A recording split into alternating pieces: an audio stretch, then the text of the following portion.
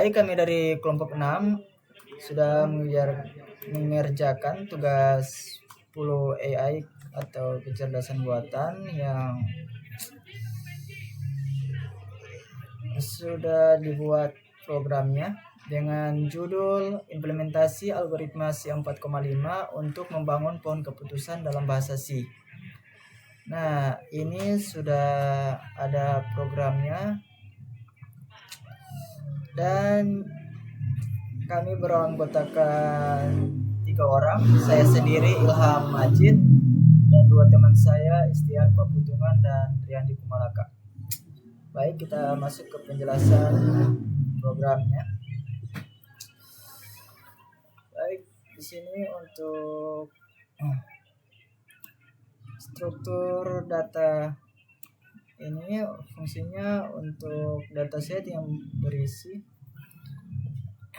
set matriks 2 dimensi yang menyimpan nilai atribut untuk tiap data, dan untuk integer label ya fungsinya adalah untuk array yang menyimpan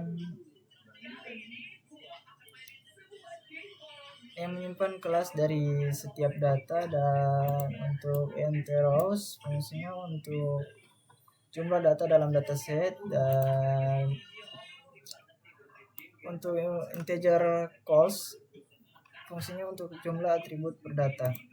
Nah, lanjut, sini ada fungsi untuk menghitung entropi. Ini fungsi dari calculate entropy itu digunakan untuk menghitung entropi dari suatu kumpulan data. Entropi adalah ukuran ketidakpastian atau keragaman dalam data. Jika entropi rendah, data lebih homogen. Misalnya hampir semua data termasuk dalam satu kelas. Jika entropi tinggi, data lebih heterogen atau sulit dipisahkan dalam kelas tertentu. Lanjut, untuk penjelasan di sini fungsi untuk menghitung gain. Di sini ada fungsi label calculate gain yang fungsinya untuk menghitung information gain dari atribut tertentu dalam dataset. Ini adalah perintahannya. Yang pertama, entropi dasar hitung untuk seluruh data tanpa memperhatikan atribut.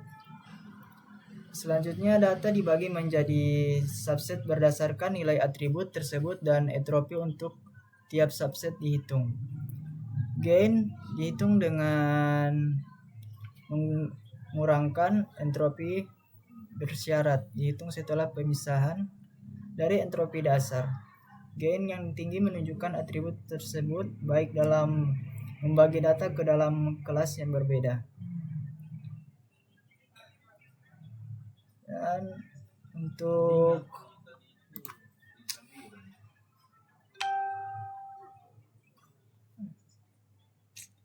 fungsi dari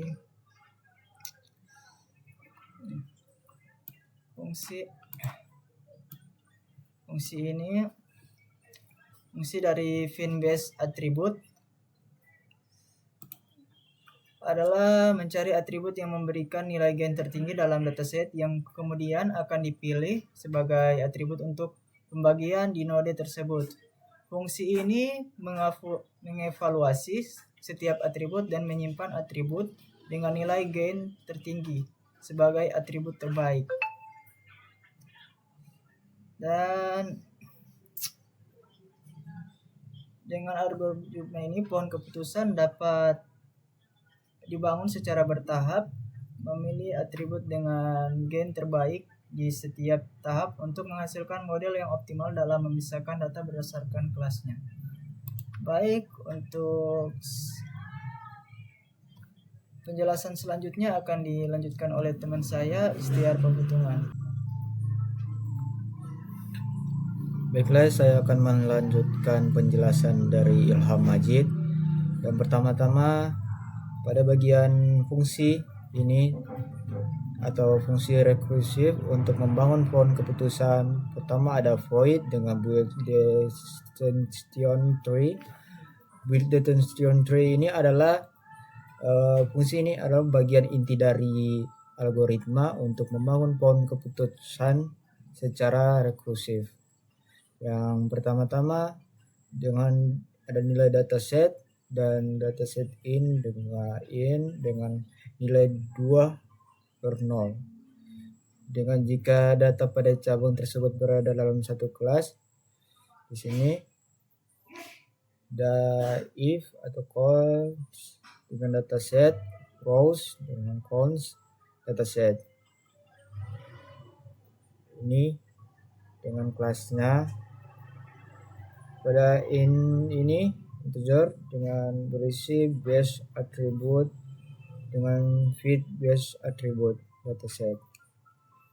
Dengan nilai print attribute depth base attribute dengan dataset subset dengan from integer i dengan rows subs cost dataset cost. Pada fungsi for ini dengan integer nilai i sama dengan 0 dengan dataset cost. In value dataset dengan in row subset from integer dengan value data rows dataset in. Dengan fungsi untuk memasukkan data secara manual pada bagian void input dataset. Nah, dataset ini dengan print memasukkan jumlah data dengan scar dataset bronze print memasukkan jumlah atribut dengan scan dataset cost. For integer dengan nilai 0 i dataset cost print data from integer dengan nilai j sama dengan 0 dataset cost j plus. Dengan print atribut scan dataset dengan print label 0 atau 1 dengan scan dataset label dan ini. Pada fungsi untuk menginisialisasi data dan menjalankan algoritma dengan integer dengan main. Pada fungsi main ini fungsi utama ini menganalisasi dataset dan memulai proses pembentukan pohon keputusan. Pertama, fungsi ini memanggil input dataset untuk mengisi dataset berdasarkan masukan pengguna. Setelah data terisi, fungsi build extension dipanggil untuk membangun pohon keputusan berdasarkan dataset yang dimasukkan. Dengan return, jadi kesimpulannya program ini secara keseluruhan membangun pohon keputusan menggunakan C45 dengan membagi dataset menjadi subset berdasarkan atribut dengan nilai information gain tertinggi. Pada setiap cabang ini, program memutuskan apakah perlu melakukan pembagian dari untuk cukup membuat node down dan menunjukkan kelas akhir untuk menghasilkan pohon keputusan yang dapat digunakan untuk diklasifikasi. Untuk proses running dari program ini akan dilanjutkan oleh teman saya Riyandi Kumalaka. Oke, selanjutnya di sini saya akan menjalankan program yang telah dijelaskan oleh kedua teman saya. Nah, ini adalah program yang telah dijalankan, di mana di sini kita diminta untuk memasukkan jumlah data. Nah, di sini sebagai contoh kita akan memasukkan jumlah data. Pertama 4, kemudian juga diminta untuk memasukkan jumlah atribut. Di sini kita masukkan atribut 2. Kemudian data 1 dan atribut 1 di sini kita memasukkan juga akan menginput data, yaitu kita masukkan dengan angka 0, kemudian atribut 2 1. Kemudian di sini untuk labelnya kita diminta untuk masukkan angka 0 atau 1. Misalkan di sini kita masukkan dengan angka 0. Kemudian data 2 juga di sini kita diminta untuk masukkan angka, di sini kita misalkan dengan angka 0. Dan juga atribut 2 kita masukkan dengan angka 0. Kemudian label sama juga, di sini kita diminta untuk memasukkan angka 0 atau 1. Di sini kita akan masukkan angka 1. Kemudian untuk data 3, di sini kita akan masukkan atributnya dengan angka 1, kemudian atribut 2 dengan angka 1 juga. Dan label di sini kita masukkan dengan angka 0. Kemudian di data 4, atribut 1 di sini kita masukkan angka 1. Kemudian dan atribut 2 kita masukkan dengan angka 0. Label juga di sini kita misalkan dengan angka 1.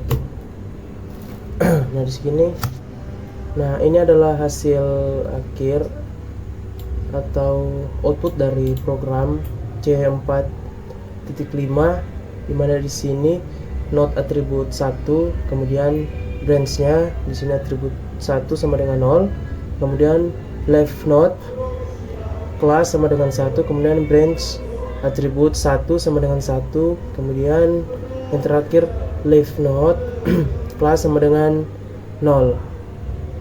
Kesekian penjelasan dari kelompok kami. Jika ada salah kata mohon dimaafkan. Akhir kata, terima kasih.